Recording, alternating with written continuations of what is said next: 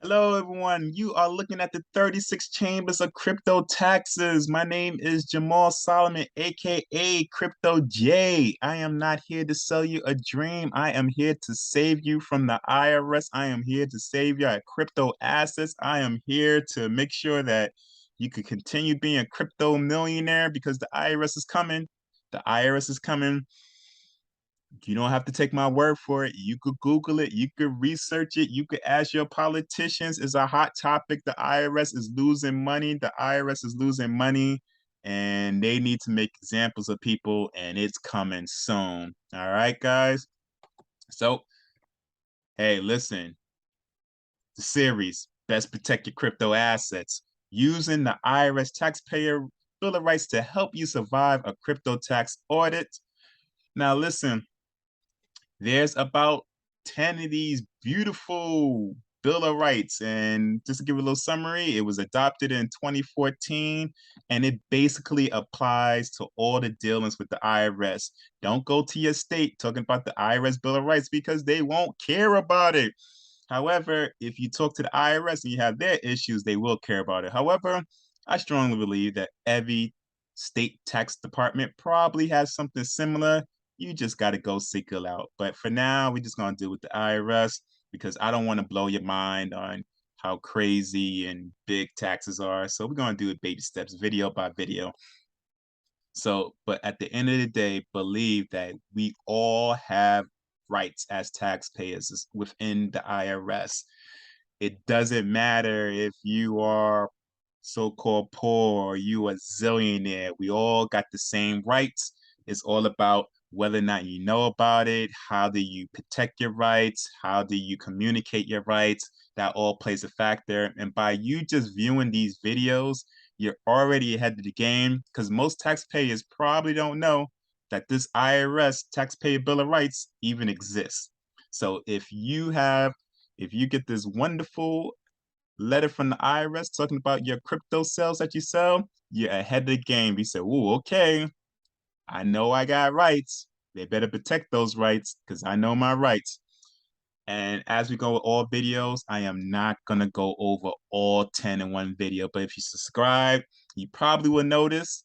Hopefully, I will get to all of them. Right. So we've been doing it right by right. And to this video, right, let me put my video a little lower. Oh, the right to challenge the IRS positions and be heard. Listen, guys, I swear to you, I don't make these title ups. I don't make the Bill of Rights. You could go to the irs.gov. You could Google IRS Taxpayer Bill of Rights, and these exact words are there. And they said the right to challenge the IRS position and be heard. Those are the exact words. So, what that means, guys, don't be scared to challenge the IRS when you get these letters. Don't be scared. Yes, they're very intimidating. Yes, they can make your life a living hell. Yes, it's very annoying because they're not just dealing with you, they're dealing with millions of other taxpayers. However, we all have the right to be heard. No matter how much money you got, no matter how much crypto assets you got, you have the right to be heard and challenge their position. But do know your challenge better make some sense. All right. So at the end of the day, yes, you should know your rights, but it got to make some sense. You just can't be like, well, I had a dream and God told me crypto's not taxable and this letter is garbage. It's not going to work. You better have some tax law. You better have some background. You better have some technical support to back whatever response you responded to the IRS with. All right. So the taxpayers have the right to raise objections. Speak up, guys. Provide additional documentation, all about the documentation, in response to formal IRS actions or proposed actions. To expect the IRS will consider these timely objectives and documentation promptly and fairly and to receive a response if the IRS does not agree with the position. Guys, they just can't leave you in the dark. So if you write a response and you have all this documentation, they have to respond. Now, the thing is, when will they respond? Um, who knows? It could be months, it could be weeks, it could be years, but it's not going to be days, especially if you responded to an IRS letter. So you just got to have patience and really mail your stuff certified mail. Please don't be cheap and just put a stamp on your response letter. Please don't do that because then it's going to be your word against their word. And you know how you can fight their word? If you have actual receipt from the postal office and say, hey, I mailed this letter. Here's my proof. That's how you do it. You cannot do it and say, oh, I put the stamp in and I put it on this date and I mailed it to you. That will not work with any response. Certified mail. Pay the extra $1 or $6 or so. It will save you a lot of headaches. Trust me.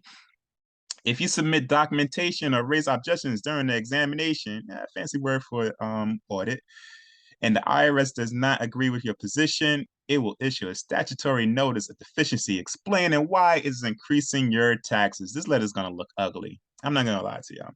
It's going to look very intimidating. It's going to look ugly, but it's plain language. It's just a lot of language in it, and that's the issue. So if you get this wonderful notice of deficiency, please, A, open it up, B, have your tax accountant review it. Just do not respond directly to the tax letter without telling your tax accountant or a tax professional. This is one of the number one mistakes that people do a lot of times. And some of my clients do it. Like, I don't know when to give you a letter. You got to tell me. But what some people do, they think they smarter than, I guess, people crabs, and they respond to the IRS and the IRS rejects it. And then they give me the letter. So now it's like, man, I could have saved you all this time and headache if you would have just gave me the original letter. So please don't make that number one mistake. The moment you get a notice of deficiency, send it to a tax representative. If your tax preparer, now there are some tax preparers, they're not the best people to get these letters to, you know, they're not. Let's keep it real. Find someone that can explain this letter and be able to respond accordingly. Please don't respond to the IRS by yourself if you don't know what you're doing. Save yourself some time. And like I will always like to tell people, you have options with people to represent it. You got free options. You got the low income taxpayer clinic. I don't wish that on anybody, but there are people that qualify for this and they deserve representation. And these are good people. Qualified individuals that might volunteer their time to represent you. And you got not so cheap options, aka people like myself. We're sort of affordable, but we know what we're talking about. And we can save you a lot of money. And then if you want to be fancy smancy and you just want to go by a name, you got all these guys that's first page on a Google page and these big corporation tax resolution companies. But here's the secret about those. And I'm not trying to be a hater. I'm just trying to put some game onto you.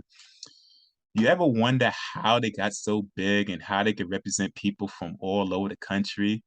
It's not because they have employees in every state. What they do is they outsource it to smaller people, smaller local people. I worked for one once upon a time. So everybody think they're doing this big corporation and they can provide better service. And at the end of the day, it's someone like myself that is, you know, knowledgeable that's handling your case. You could have saved thousands of dollars if you didn't disrespect Crypto J or Jamaal, somebody similar, and went directly to them. But no, you wanted the name, you saw them on the Google first page. Now you got to pay me, and you got to pay the corporation, and you got to pay more stuff. So needless to say, look at your local person first. You don't need to go big for everybody. Now, if it's a criminal case, you got to find yourself a tax lawyer. Tax lawyer, if it's a criminal case. If you are notified by the IRS that it has adjusted your return because of mathematical or clerical error, you have 60 days to tell the IRS that you decrease. Guys, don't mess around with this deadline. They mean it when it's 60 days. Do not mail it 65, 61, 62 days later. Just don't be like, oh, I'm going to get to it when I get to it. The moment you find out, because A, hopefully you sent it to a tax accountant and the person's reviewing it with you. The moment you know the clock is ticking, because they will let you know when the clock is clicking. It's not going to be like, oh, I didn't know when the 60 days is. Respond. Certified mail. Certified mail. If the IRS is not persuaded, it will issue a statutory notice of deficiency proposing a tax adjustment. Dang, they didn't listen to us. They just want to take my crypto, those bastards. These notices provide you with the right to challenge proposed adjustments in the tax court by filing a petition 90 days of the notice, 150 days if notice to someone outside the United States. Take these days very seriously because they will reject it in a heartbeat if you miss these deadlines. So don't procrastinate on it, especially the clock is ticking. I know 90 days and 150 days sound like a mighty long time, but you'd be surprised how much people miss it and they block their blessing and now they owe tens of thousands of dollars or now they got appeal. You may be thinking, as I say in my other videos, oh, I could appeal this. Oh yeah. How do I know you could have saved thousands of dollars? Because you need somebody to represent you big time when you do appeals at tax court, and that's gonna cost thousands of dollars when you could have avoided that in the first place and take the deadlines very seriously. Sometimes you'd be surprised how many people don't take the deadline seriously. I'm like, the deadline's the deadline. Before the IRS takes the first enforcement action to collect tax debt by leveling, for example, your bank account, or I strongly believe your crypto account, especially if you want one of these popular exchanges, the IRS is going to be able to dig into it and take your crypto. The IRS must generally give you an opportunity for a hearing before an independent IRS appeals and settlement officer. We went through that in one of my other videos. I'm not going to blow up your mind in that. But here's the number one thing I want you to know. The IRS will not just take your money in the first after the first letter. It takes like 5 letters. They say, hey, by the way, you owe us money. And then they send another, hey, by the way, you owe us money. And then they send you another, hey, by the way, you owe us money. And then you're not responding, right? So and they be like, all right, yeah, we're gonna do a wage levy, we're gonna do a bank levy. So it wasn't that they did it right off the bat.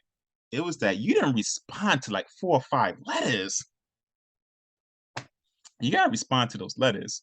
So when somebody tells me like, oh, I don't know why they, you know, taking money out of my bank account, I'm like, yeah, you know, you just didn't respond to the letter, and now you coming to me and acting like I don't know how this happens. But so guys, take those letters very seriously and do know, especially when you get these calls with these con artists. Hey, we're gonna levy your bank account. I'm gonna do that. That's not the IRS because the IRS cannot do that. You would get numerous letters before they make any type of collection action on you. You know when they come in. It's not like a surprise, like, oh my God, they took my money. You know, so take those letters very seriously, guys. Very seriously. At the hearing, you could raise alternatives to the IRS collection action and may be able to challenge whether you actually owe the tax. So basically, alternatives, they flexible. You know, you could do an installment agreement plan, you could do an offer compromise, you could do currently not collectible status, partial pay, installment agreement plan. So you got a lot of payment options. Sometimes they will say, okay, you can make an agreement. I'll pay 10,000 here and then monthly, and then I pay off the balance. As long as you stick to that payment plan, they're good with you. So there's possible ways that, let's say, you don't need to liquidate your crypto to get an installment agreement plan. However, you have to have a plan and you have to stick with it. Now, this is probably actually the shortest video. You guys are lucky. However, I highly recommend you look at my other stuff, that especially now I'm talking about when it comes to the Bill of Rights. I'm gonna go over a lot. I'm gonna do a lot of crypto tax videos, guys, and y'all need to subscribe to it because A, I'm speaking from experience, from representing other people. B, I don't sell you a dream. I'm honestly trying to sell you guys. And also, if you need my help with anything, I do tax returns. I do consultations. I do represent people in front of the tax department. So we can make this happen, guys. And there's no, judging by this contact us, there's no excuse to say, hey, Jamaal, you didn't leave your information in the YouTube video. Nope. Here's all the information. Or you could just simply Google me at Jamaal Solomon, EA, or you could look at my website. There's a way to find me. So, guys, we want you to keep your assets. We want you to protect it. We don't want you to you know, be made of example by the IRS. We want you to know your rights and you have it in you. And we need people like yourself who are trying to push crypto further. We need y'all to survive and thrive. And so we need y'all to survive these audits if you should so happen to get one. All right, guys. So you have a good one. Peace.